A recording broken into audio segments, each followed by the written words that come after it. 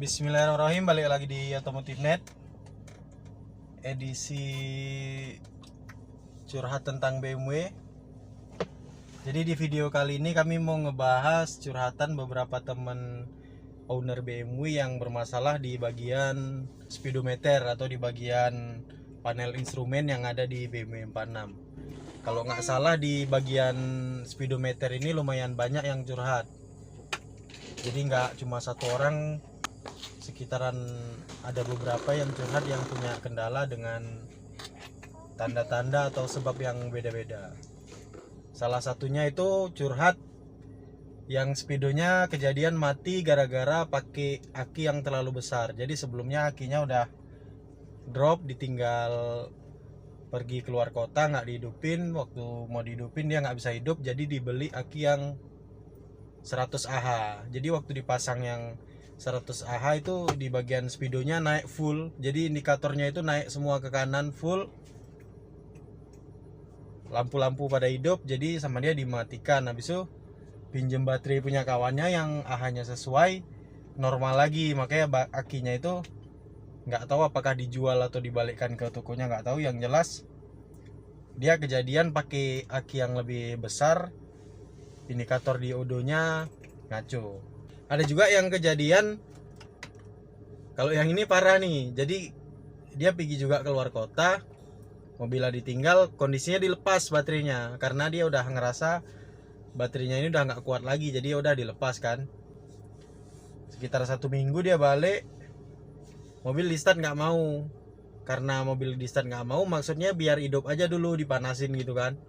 Jadi dipinjam aki lah, aki punya mobil lain yang Ah-nya itu kecil, di sekitaran mobil yang pasaran kita lihat lah. Jadi mobil itu kalau nggak salah kan speknya di bawah 40, malah di bawah 40 Ah. Entah kalau keluar dari pabrik dia sekitar 36 kalau nggak salah. Habis itu orang ganti paling 40 45, dipakai ke BMW.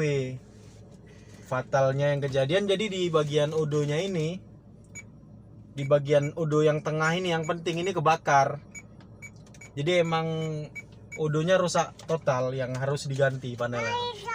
Itu gara-gara pakai aki yang ampernya atau Ah-nya itu kecil, jauh di bawah spek dari BMW.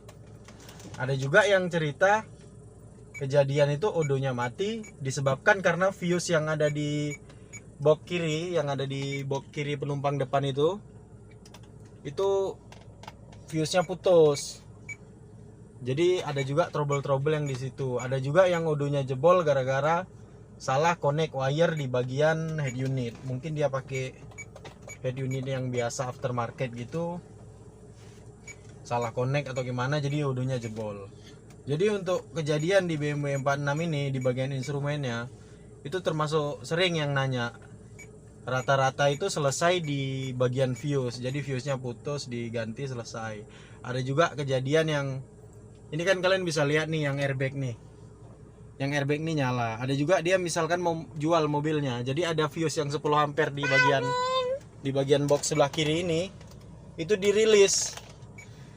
Jadi fuse itu untuk power paralel di bagian airbag, sama ada di beberapa panel yang di bagian sini lah, handbrake sama power minyak rem kalau nggak salah, itu nggak nyala. Rupanya sengaja dirilis fuse-nya supaya waktu dicek unitnya sama buyer seolah-olah nggak ada trouble, padahal ada trouble di bagian airbag.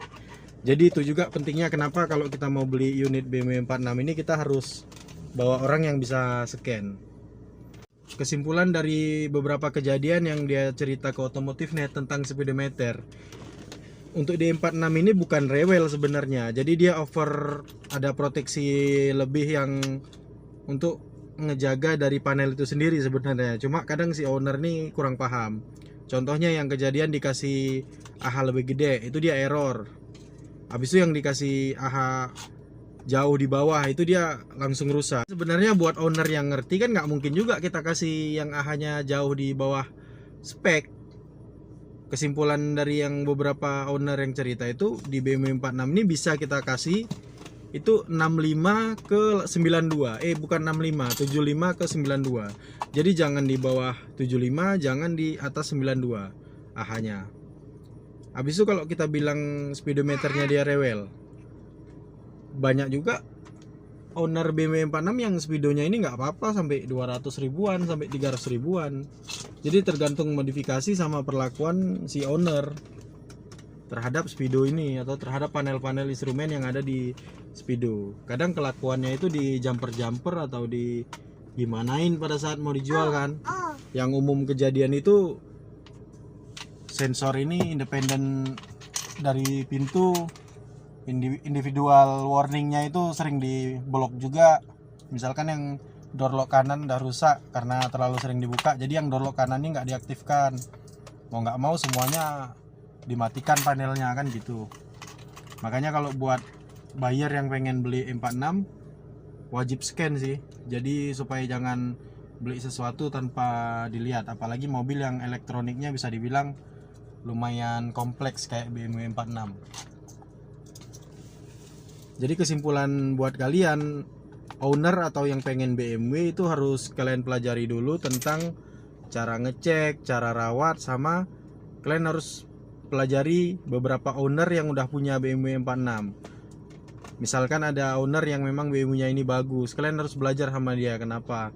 Tapi pada umumnya kerusakan di BMW ini pasti ada sebabnya, mulai dari modifikasi yang ngasal sampai modifikasi yang mungkin dia serahkan begitu aja ke bengkel. Jadi buat kalian yang pengen BMW atau pengen coba-coba modifikasi baik head unit atau elektronik yang lain, kami sarankan itu koneksinya harus standar atau ke bengkel yang memang dia ngerti tentang detail di bagian BMW. Karena ada juga yang rusak gara-gara ganti head unit, ada juga yang rusak gara-gara koneksi wire di bagian setir, ada juga yang rusak gara-gara ganti aki. Oke, sekian videonya, semoga bermanfaat. Jangan lupa di like, subscribe channel Otomotif Net, follow juga Instagram Otomotif Net. Terima kasih.